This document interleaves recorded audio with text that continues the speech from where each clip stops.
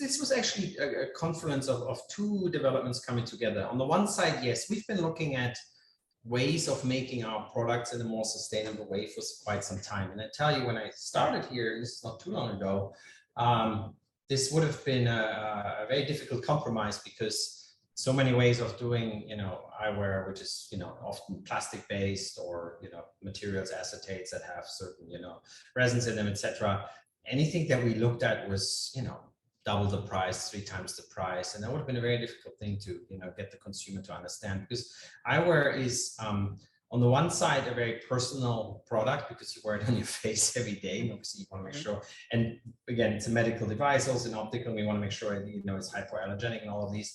But it's not necessarily something like a plastic water bottle that is very, very obvious damaging to the environment. And, most people keep their frames a number of years, and instead of throwing them away, they usually also go into a drawer and then rest there for the next 20. So we were looking at this for quite some time. And the nice thing was that finally, also through nudging and we're collaborating, in some cases also make some small investments with vendors, we got to a point where suddenly those materials became not only as pricing as relevant, but also in terms of quality. Almost indistinguishable to the traditional materials. And there was a tipping point, I think, around about 4 years ago, when suddenly this became, this wasn't a question of should we do it, but almost why are we not doing this now, and make sure our products are made out of more sustainable materials.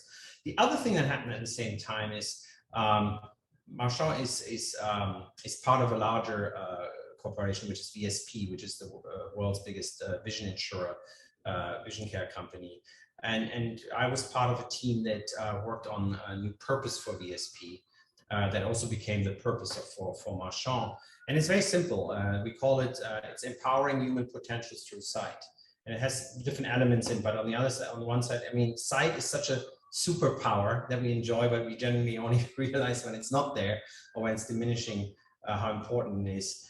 To us achieving our own potential, but generally also how humanity is achieving its potential. So there's a lot in there.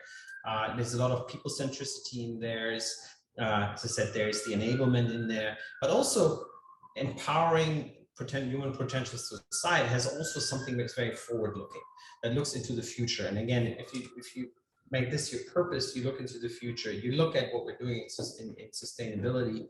And by the time the purpose was developed, we already had a significant number of sustainability products actually in the market without us even talking about it.